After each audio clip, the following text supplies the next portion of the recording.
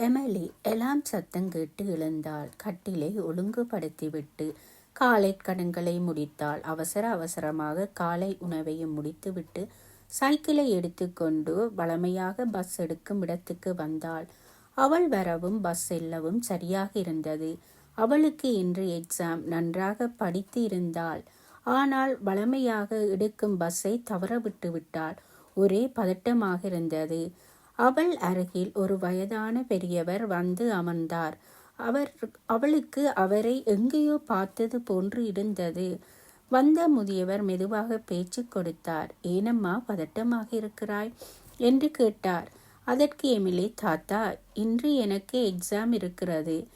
நேற்றிரவு நீண்ட நேரம் படித்ததனால் என்னால் எந்த வேலையும் சரியான நேரத்தில் முடிக்க முடியவில்லை. பஸ்ஸையும் தவற விட்டு விட்டேன் என்றாள். அதற்காக ஏன் சோகமாக இருக்கின்றாய்? ஒரு எக்ஸாம் இல்லாவிட்டால் அடுத்த எக்ஸாமை செய்ய முடியும். உங்கள் ஆசிரியர் உதவி செய்தால் நீ தனியாக கூட அந்த எக்ஸாமை செய்ய முடியும் என்றார். எமிலிக்கு அந்த பெரியவர் கூறியது கொஞ்சம் மாறுதலாக இருந்தது. தாத்தா, இதற்கு முன் நான் உங்களை பார்த்தது கிடையாது. நீங்கள் இந்த இடத்துக்கு புதியவரா? ஆனால் எனக்கு இதற்கு முன் உங்களை எங்கேயோ பார்த்தது போன்ற ஒரு உணர்வு உள்ளது என்றாள். அப்படியா அம்மா? நான் இந்த ஊர்தான். ஆனால் நான் அடிக்கடி வெளியில் வர மாட்டேன். இன்று எனக்கு சொந்தக்காரர்களை பார்க்க வேண்டும் போல் இருக்கிறது. நான் அவர்களை மறக்கவில்லை. அவர்கள் என்னை மறந்து விட்டார்களோ தெரியாது. போய்த்தான் பார்க்க வேண்டும் என்றார். அதன் பின் எமிலி தன் கையில் உள்ள கடிகாரத்தை பார்த்தாள். அது ஓடவில்லை. அப்போது அந்த பெரியவர், நேரம் என்னம்மா என்று கேட்டார். கடிகாரம் ஓடவில்லை தாத்தா என்று கூறினாள் எமிலி. ஓ, அப்படியா? கடிகாரத்தை பார்த்தால் மிகவும் பழையது போன்றுள்ளதே என்றார் பெரியவர். அதற்கு எமிலி, இது என்னுடைய தாத்தா கட்டியது. அம்மா எனக்கு கொடுத்தார். என்னுடைய தாத்தா இன்று உயிருடன் இல்லை. நான் குழந்தையாக இருக்கும் போதே அவர் இறந்து விட்டார். அவருடைய ஞாபகமாக வைத்திருந்தேன். அதுவும் ஓடவில்லை என்று கவலையுடன் கூறினாள். அந்த பெரியவர், எல்லாவற்றுக்கும் ஆயுள் காலம் என்று ஒன்று உள்ளது.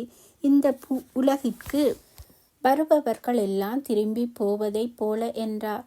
தொடர்ந்து அந்த பெரியவர் அவளுடன் பேசிக்கொண்டே இருந்தார். அவரது பேச்சு அறிவுரை நிரம்பி ஒன்றாக இருந்தது.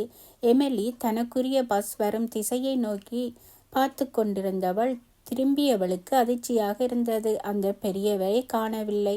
அவர் இருந்த இடத்தில் சிறு காகித துண்டு இருந்தது. அவள் போவதற்கான பஸ் வரவும் அவசர அவசரமாக அந்த காகித துண்டையும் எடுத்துக்கொண்டு பஸ்ஸில் ஏறி வசதியாக ஒரு சீட்டில் அமர்ந்து கொண்டு அந்த காகிதத்தை பிரித்தாள்.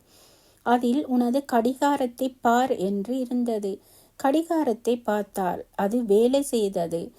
கடிகாரம் சரியாகத்தான் வேலை செய்கிறதா என்பதை அறிவதற்காக பக்கத்தில் இருந்த பெண்மணியிடம் டைமை கேட்டாள். கடிகாரம் சரியாகத்தான் வேலை செய்தது. அவள் பஸ்ஸில் இருந்தபடி எல்லா திசைகளிலும் அந்த பெரியவரை தேடினாள். காணவில்லை. யார் அந்த பெரியவர்? ஒரே மர்மமாக இருந்தது.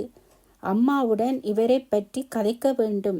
கையில் இருந்த கடிகாரத்தை பார்த்தபடியே பாடசாலை நோக்கி சென்று கொண்டிருந்தாள் எமிலி.